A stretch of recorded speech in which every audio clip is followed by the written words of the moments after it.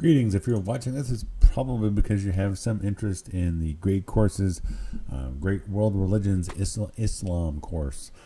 So I am on to chapter 2, or lecture 2, the 5 pillars of Islam. These are just my general notes. If you really want to know something, go get the course. I'm just going to go over things at a high level. So the 5 pillars of Islam.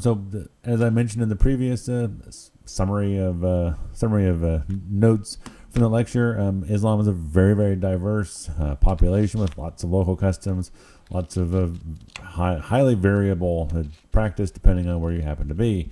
But the 5 pillars are they are the axiomatic truths of Islam, and as the professor says, the pillars are what make a Muslim a Muslim. So the first pillar is the declaration of faith, or shahadah. I'm going to totally butcher most words here that have any foreign origin, so I apologize in advance.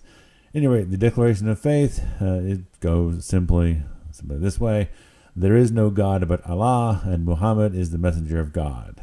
Basically saying that the basic monotheistic statement, right? That God is God and God is good, and there is no other God. So take a hike if you believe otherwise. So the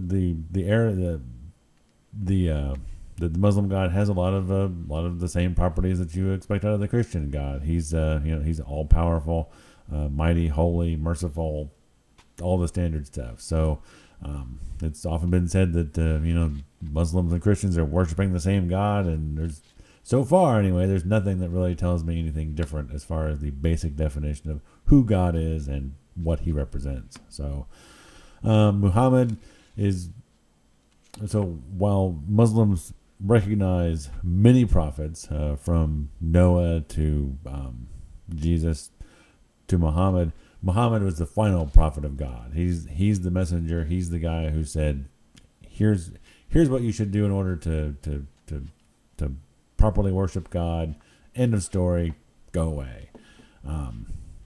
So he is considered a perfect human and represents an example of an idyllic life for Muslims to follow. So he is very Christ-like in that respect. So the second pillar is prayer, or salat. Muslims pray 5 times a day at the sound of the muezzin.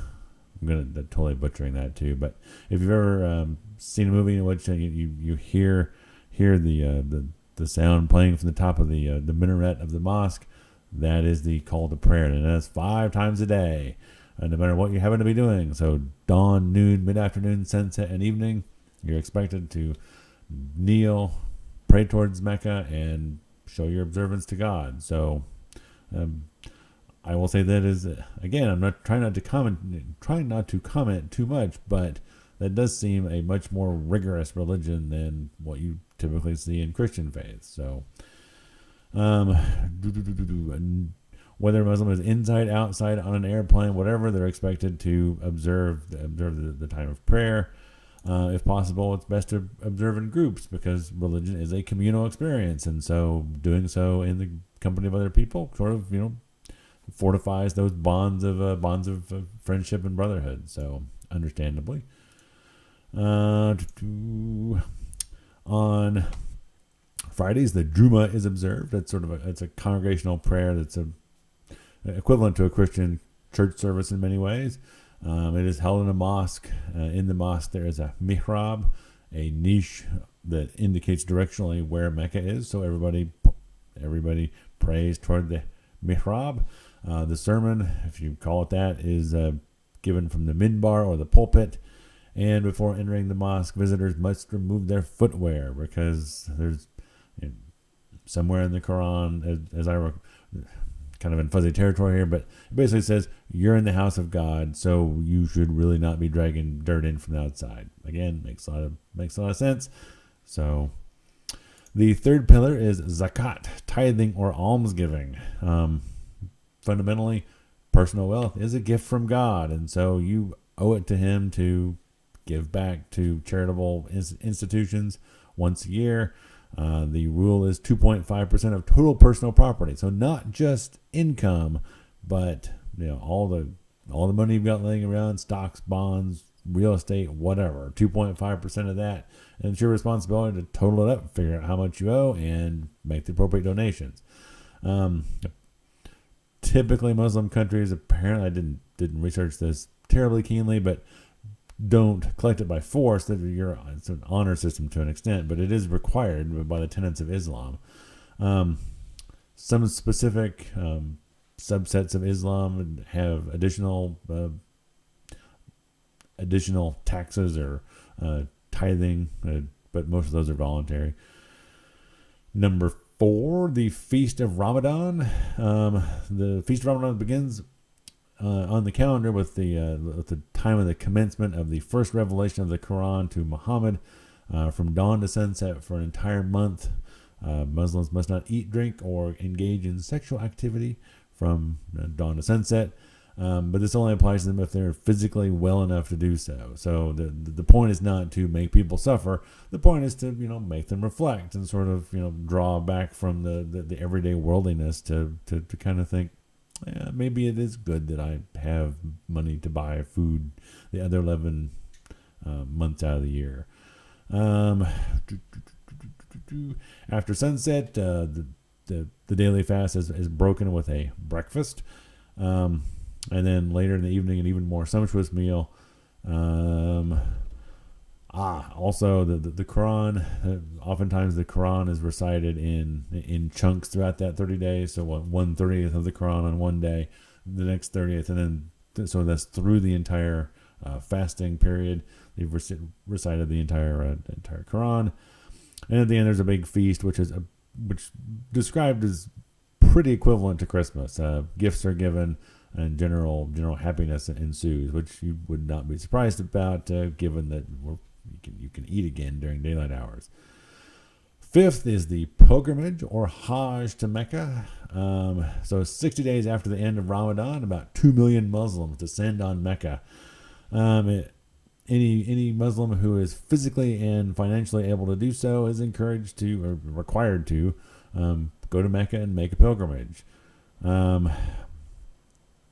While they're there, the dress code is very egalitarian. So regardless of your station in life, simple plain white garb if you're a guy, very modest clothing if you're a woman.